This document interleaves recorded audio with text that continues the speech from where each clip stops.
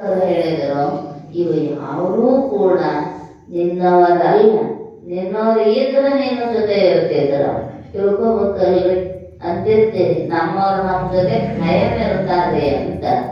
ಅವ್ರು ನಮ್ಮವರಾಗಿದ್ರೆ ನಮ್ಮ ಜೊತೆ ಇರ್ತಾರೋ, ನಮ್ಮವರಲ್ಲ. ನೀನು ನೆಚ್ಚಿದ ದೇಹೇಂದ್ರಿಯಾದಿಗಳೇ ನಿನ್ನ ಜೊತೆ ಇರುವುದಿಲ್ಲ ಬಳಿಕ ಇನ್ನು ಮಂದಿ ನೆಚ್ಚಿಕೊಂಡು ಏನ್ ಮಾಡಾಕ ಸಾಧ್ಯ ಐತಿ? ಹೊಕ್ಕವಿಲ್ರಿ, ದೇಹವೂ ಬಿಟ್ಟು ಹೋಗುತ್ತೆ.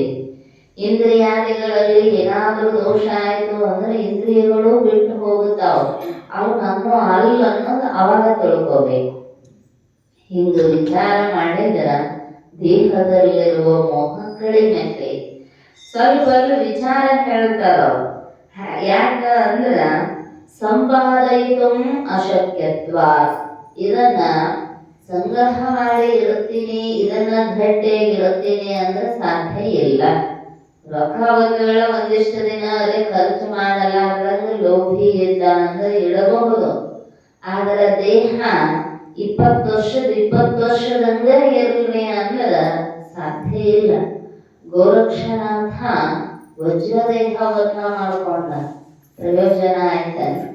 ಅದಕ್ಕೆ ಪ್ರಭುದೇವರು ಹೇಳಿದ್ರು, ಕಾಯ ಬಲಿದರೆ ಮಾಯೆ ಬಲಿಯುವುದು, ಮಾಯೆ ಬಲಿದರೆ ಛಾಯೆ ಬಲಿಯುವುದು. ಕಾಯ ಮಾಯ ಛಾಯ ಬಲಿದರೆ ಸಿದ್ಧತನವಲ್ಲ. ಕಾಯ ಮಾಯ ಛಾಯದೊಳಗಿನ ಆಯತವನರಿದೊಡೆ ರಾಯನಾದನು ಸಿದ್ಧ ಗೋರಕ್ಷ ಕೇಳಿಲ್ಲ.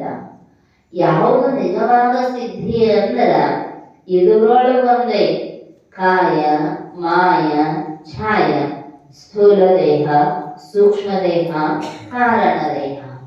ಇದೆಲ್ಲದಕ್ಕೂ ಆಶ್ರಯವಾಗಿರ್ತಕ್ಕಂಥದ್ದು ಒಂದೇ. ಅದನ್ನು ತಿಳಿಬೇಕಂತ.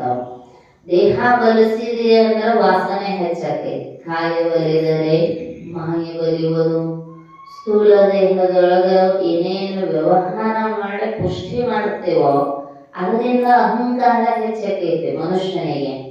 ಮತ್ತ ಆ ಛಾಯಾ ರೂಪದೊಳಗ ಮಾಯಾ ರೂಪದೊಳಗೆ ಇರ್ತಕ್ಕಂತಹ ಸೂಕ್ಷ್ಮ ಶರೀರ ಆ ಎಲ್ಲ ವಾಸನೆಗಳನ್ನ ಸಂಗ್ರಹ ಮಾಡ್ಕೊಂಡು ಮತ್ತಿಷ್ಟು ಪುಷ್ಟಿಯಾಗಿ ಜನ್ಮಾಂತರಗಳನ್ನ ಕೊಡುತ್ತೇವೆ. ಛಾಯೆ ಬಲಿದರೆ ಮಾಯೆ ಬಲಿಯುವುದು.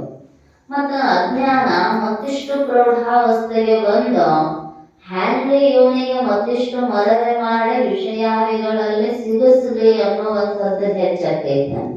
ಮತ್ತೆ ಇದನ್ನ ಮಾಡಿದೆ ಅಂದ್ರ ನಿನಗೇನು ಸಿದ್ಧ ಅಂತ ಕರೀತಾರೋ. ಆದ್ರೆ ಇದೆಲ್ಲವೇ ಆಚೆಗೆ ಆಧಾರವಾದ ಒಂದು ವಸ್ತು ಐತಲ್ಲ, ಅದನ್ನ ತಿಳಿದ್ರ ನಿಜವಾಗಿಯೂ ಸಿದ್ಧತನ. ಸಂಪಾದಯಿತು ಅಶಕ್ಯತ್ವಾತ್ ಕ್ಲೇಶ ಬಹುತ್ವಾತ್.